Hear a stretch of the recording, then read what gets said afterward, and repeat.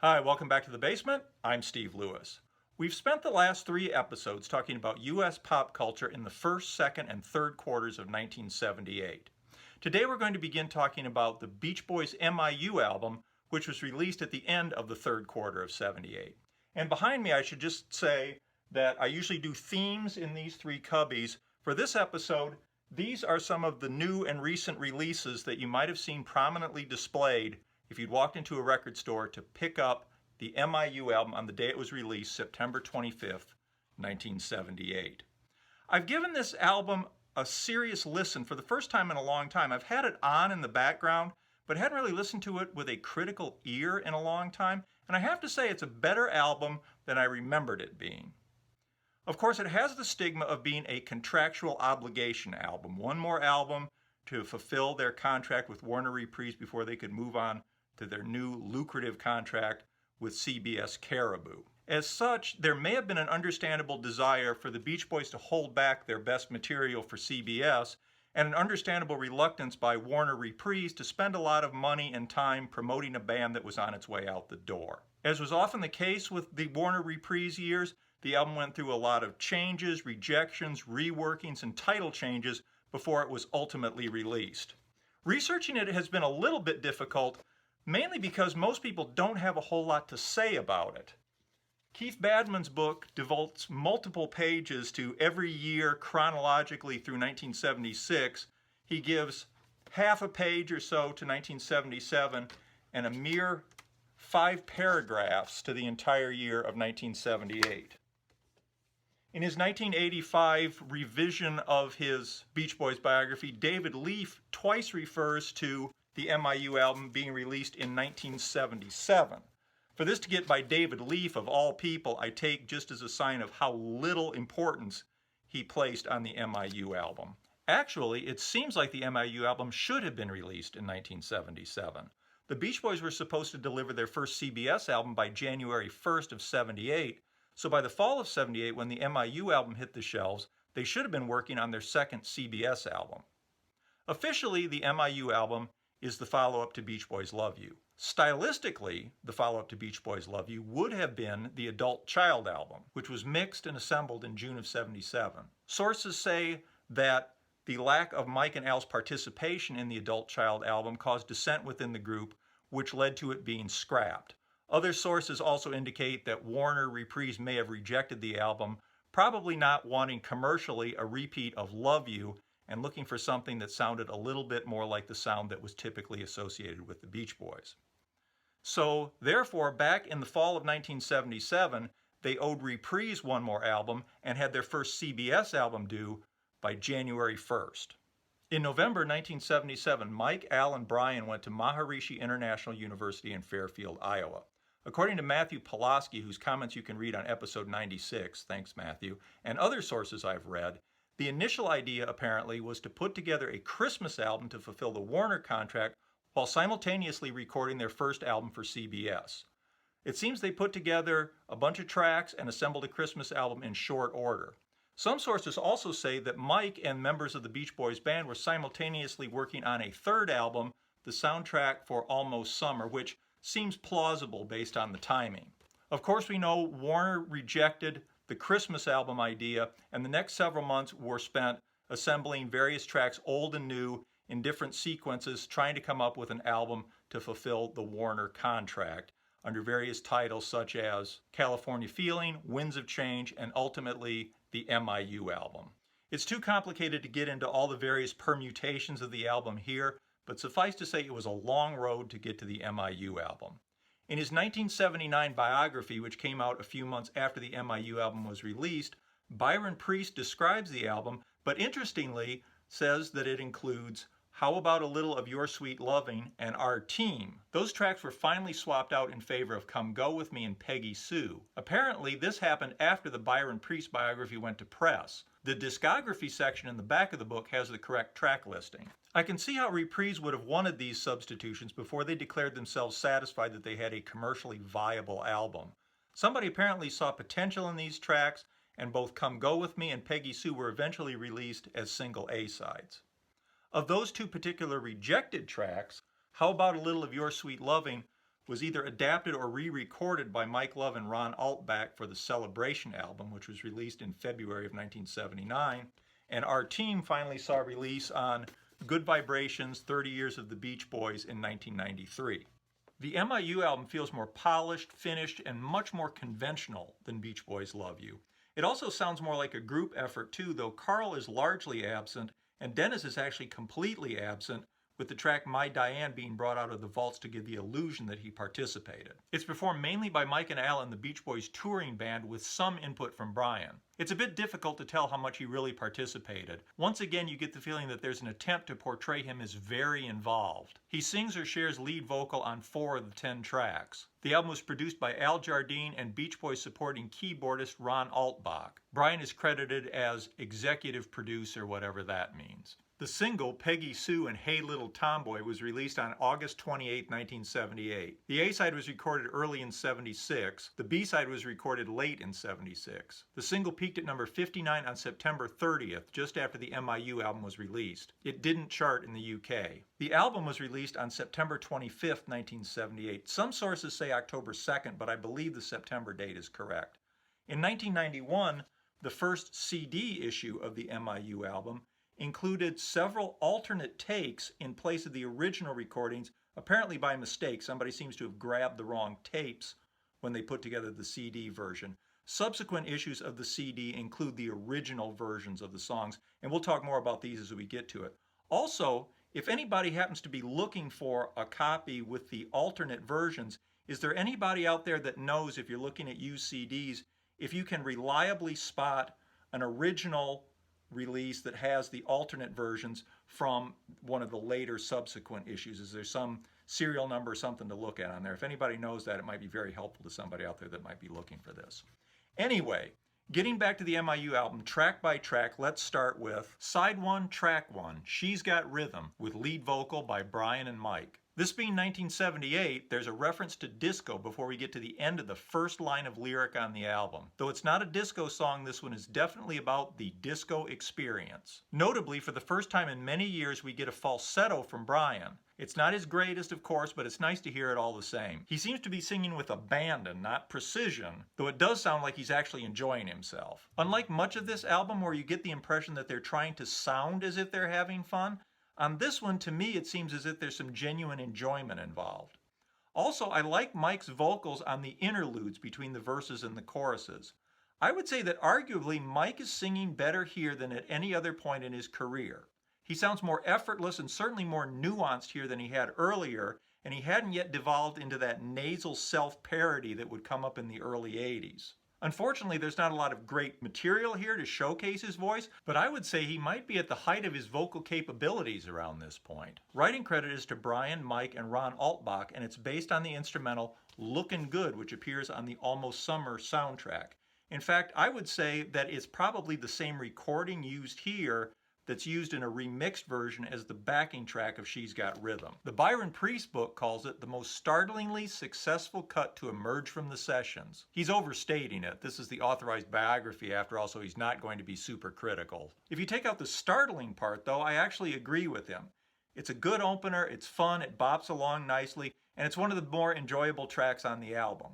Next up is Come Go With Me, which had been a number 4 hit for the Del Vikings in 1957. This is one of 2 oldies that Al had put together for the 15 Big Ones album that had been passed over and were now being dusted off, sweetened, and made last-minute inclusions on the MIU album.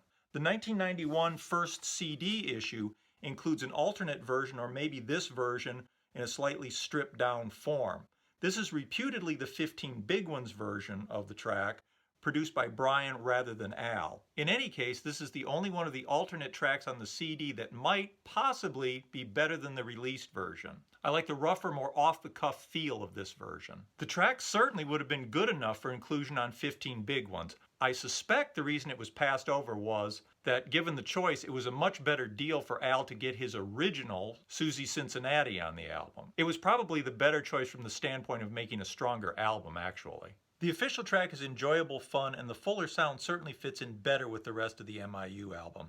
The track also did very well for them eventually when it was released as a single from the 1981 compilation 10 Years of Harmony. The single was released on November 2nd, 1981 and hit number 18 on January 30th, 1982. The third track is Brian's Hey Little Tomboy, the one holdover from the Adult Child album and probably the weakest track from that proposed album.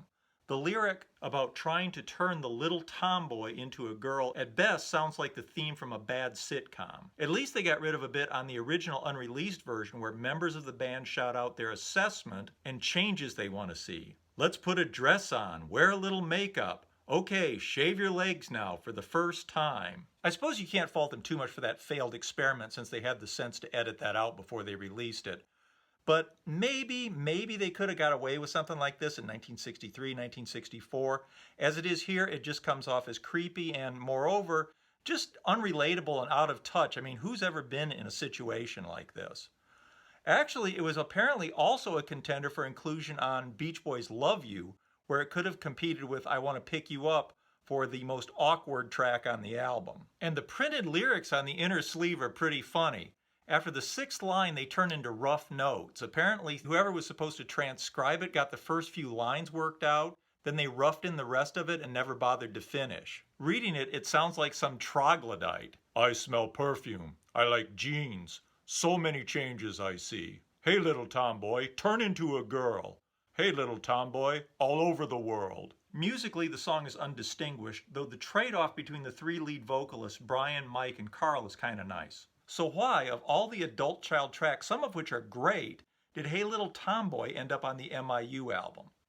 Possibly the Beach Boys were holding back the better tracks for future release, though apparently in at least one iteration of the album they did offer the vastly superior It's Over Now. If they were holding them back for a future release, they didn't follow through because none of those tracks saw official release until the 1993 30 Years Harmony box set. Some of them still haven't been released. Possibly Brian just wanted them there. Sometimes Brian is capricious and arbitrary in assessing his own work like a lot of musicians. Maybe he just wanted to have this get out. Likely the better tracks would have sounded out of place on the MIU album. Hey Little Tomboy, for better or worse, fits in better here probably on an album that's trying to be light, fun, and teen friendly. Next up is Mike and Al's Kona Coast, which, like the later Bells of Paris track, apparently began life as a Christmas song and was rewritten when Merry Christmas from the Beach Boys was rejected by Warner Reprise. This is a track that comes in for a lot of criticism, and I have to say I agree. It plays on a trope that I really dislike in this later Beach Boy material, where they invoke their esteemed past in some new, usually inferior material. It can be done well. Occasionally they have done it well, but usually it just comes off a bit desperate, trying to remind us of their former glory. Kona Coast is not as bad as some of the later examples, but it does seem like they're just trying to remind us how much fun they can be, or how much fun they used to be. There are some awkward rhymes rhyming Mecca with You Betcha, and particularly sea with Hawaii, which seems awkward and kind of off-kilter. And strictly speaking, I don't think Hawaii is in the South Seas either, but anyway. And by the way, can anybody tell me what wahawalis mean? Kana and wahine, of course, are men and women. Googling wahawalis brings up the lyrics to Kona Coast and nothing else. I tried a few different spellings. Does anybody know what that means? Now, while critics are quick to jump on this, and I agree it's not a good song, I do have a personal affection for it. It's fun to sing along with. I find it kind of goofy fun. And even a rehash of a great song like Hawaii tends to stand out against the mostly forgettable melodies here. Next up we have Peggy Sue, the second of Al Jardine's two leftover covers from the 15 Big Ones era. Buddy Holly's original version of Peggy Sue had gone to number 3 in 1957. The desire to include Peggy Sue on the album and the choice to release it as the single A-side may have had to do with the increased public interest in Holly and his music in 1978. Buddy Holly's profile had been on the rise for a while. In 1975, John Goldrosen's excellent biography, Buddy Holly, His Life and Music, was published. Momentum really picked up in 1976 due to the efforts of Paul McCartney, who bought the publishing rights to Holly's songs that year. In September '76, he introduced the first annual Buddy Holly Week. In May of 1977, Wings member Denny Lane's Holidays album was released. It's a collection of Buddy Holly songs performed by the core members of Wings, Paul and Linda McCartney and Denny Laine. It basically boils down to a Wings album with Denny Laine rather than Paul McCartney singing lead. Buddy Holly and the Crickets' 20 Golden Greats collection had been released on February 17, 1978 in the UK and went to number 1 there. It went to number 55 in the US. And how's that for a bad album cover? I suppose the graffiti was somebody's idea of making Buddy Holly appear to be a bit of a punk rocker in 1978. I've criticized some of the Beach Boys album covers before, but their worst couldn't hold a candle to this one. The most high-profile Buddy Holly event yet came with the big screen release of the Buddy Holly Story, starring Gary Busey in the title role on May 15, 1978. Later on, John Goldrosen's book was re-released under the title The Buddy Holly Story to tie in with the movie, and also early in 1979 in the UK, the big box set The Complete Buddy Holly was released. It was widely available as an import in the US and finally released here in 1981. Linda Ronstadt's version of Buddy Holly and the Crickets' That'll Be the Day had hit number 11 on October 23, 1976, and her version of It's So Easy hit number 5 on December 10, 1977. So covers of Holly songs were a proven chart commodity. Having Linda Ronstadt cover your songs was a big deal in the mid to late 70s. If she had a hit with a Smokey Robinson song, there'd be articles talking about how people were rediscovering Smokey's music.